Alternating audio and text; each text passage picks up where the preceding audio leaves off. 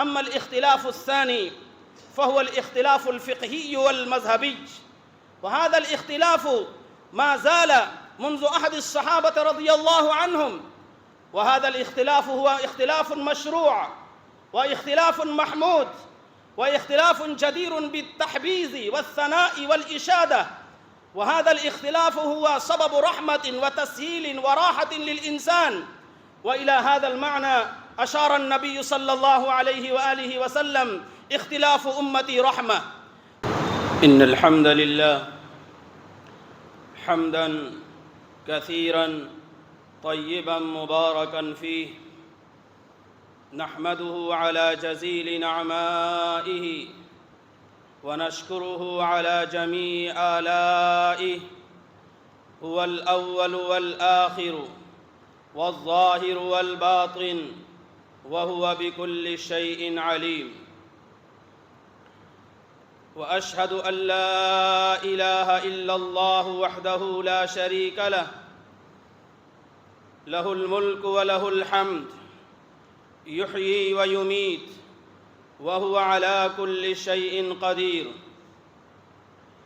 وأشهد أن سيدنا محمدًا عبده ورسوله، صلى الله عليه وعلى آله وأصحابه وأزواجه وذرياته وأهل بيته ومن تبعهم بإحسان إلى يوم الدين. أما بعد، فيا أيها الإخوة المؤمنون، أوصيكم ونفسي بتقوى الله عز وجل، لأن الله عز وجل يقول: ولقد وصينا الذين أوتوا الكتاب من قبلكم وإياكم أن اتقوا الله. وأوصيكم ونفسي بمعرفة أدب الاختلاف مع الناس، ذلك لأن الله عز وجل يقول: ومن آياته خلق السماوات والأرض واختلاف ألسنتكم وألوانكم إن في ذلك لآيات للعالمين. أيها الإخوة المؤمنون، الاختلاف طبيعة الكون والحياة،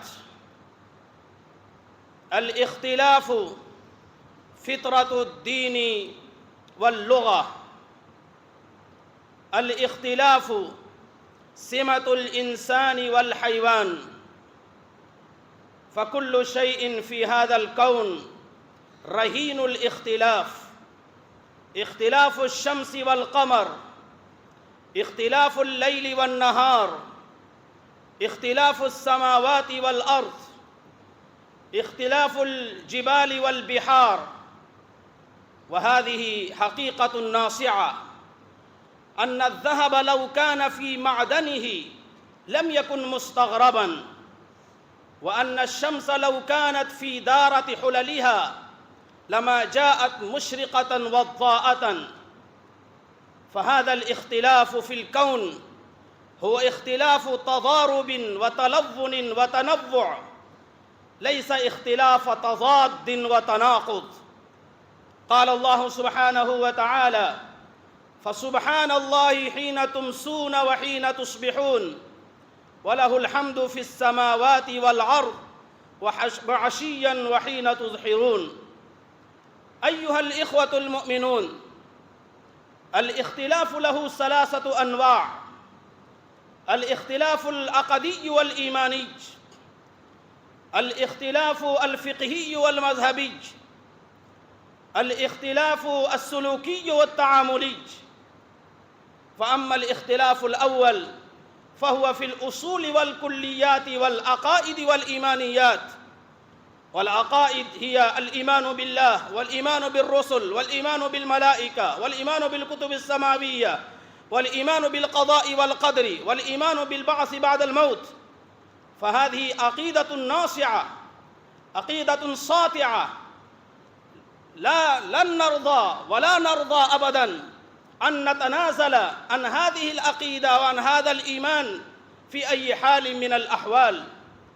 وقد صمد رسولنا العظيم محمد رسول الله صلى الله عليه وآله وسلم في شأن العقيدة والإيمان صمودا مثاليا، بحيث عرض أمامه الجاه والمنصب والحسن والجمال والقيادة والريادة والسيادة، لكنه رفض كل ذلك رفضا باتا، وأعرض عن ذلك إعراضا كليا، وأبى إلا أن يعلن مدويا مجلجلا: إني وجهت وجهي للذي فطر السماوات والأرض حنيفا وما أنا من المشركين.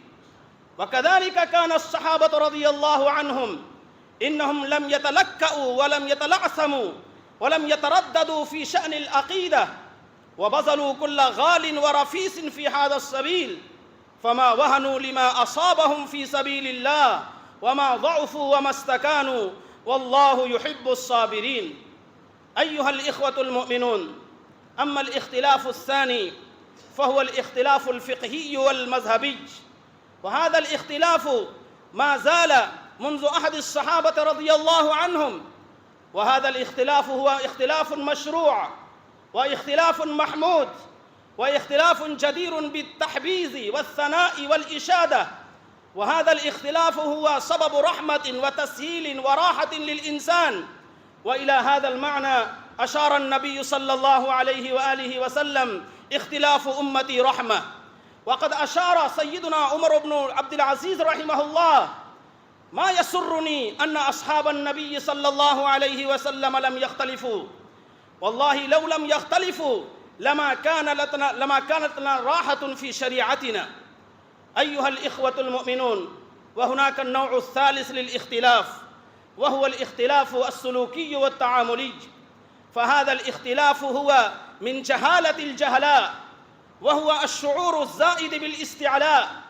هذا الاختلاف ينشأ من إعجاب الإنسان برأيه، هذا الاختلاف ينشأ من إملاء إرادة الإنسان على الغير، وهذا الاختلاف يكون سببا للتقاطع والتهاجر والتباعد، وهذا الاختلاف يكون سببا للتناكر وللاختلافات الأخرى. وقد كان النبي صلى الله عليه وآله وسلم في هذا الشأن أسوة لنا ونموذج، ذلك لأن النبي صلى الله عليه وسلم رغم أنه كان سيد الأنبياء والمرسلين وكان رسول العالمين، لكنه كان يهتم بالمشورة مع الصحابة رضي الله عنهم، وإنه كان يفضل آراء الصحابة رضي الله عنهم، حتى إنه كان يعود الأعداء الألداء ويستخبر أحوالهم. وذلك ما أشار إليه الله سبحانه وتعالى في القرآن الكريم: خذ العفو وأمر بالعرف وأعرض عن الجاهلين. أيها الإخوة المؤمنون، هذا الزمن الذي نعيش فيه اليوم هو زمن الاختلافات والصراعات، زمن النزاعات والصدامات. هذا الزمن قد كثر فيه التقاتل والتشاجر، هذا الزمن قد أصبح فيه المجتمع الإنساني متزعزع البنيان وإنه محلهل الأركان، فلا بد أن يزول هذا الاختلاف. وكيف يزول هذا الاختلاف التعاملي والسلوكي؟ إنه يزول بالتعايش السلمي والتعامل الحسن والحوار العلمي، وإن هذا الاختلاف لا يرتفع إلا بالتعاون فيما اتفقنا والتسامح فيما اختلفنا. ولله در من قال: إن مبادئ التقريب بين الأمة الإسلامية ثلاثة، إن مبادئ التقريب بين الأمة الإسلامية ثلاثة: أولاً حسن الظن، ثانياً حسن الفهم، ثالثاً التركيز على نقاط الاختلاف. وذلك ما أشار الله سبحانه وتعالى في القرآن الكريم: واعتصموا بحبل الله جميعاً ولا تفرقوا. وقال النبي صلى الله عليه وآله وسلم: دب إليكم داء الأمم قبلكم، الحسد والبغضاء وهي الحالقة. لا أقول تحلق الشعر ولكن تحلق الدين. أقول هذا وأستغفر الله لي ولكم ولسائر المسلمين من كل ذنب فاستغفروه إنه هو الغفور الرحيم.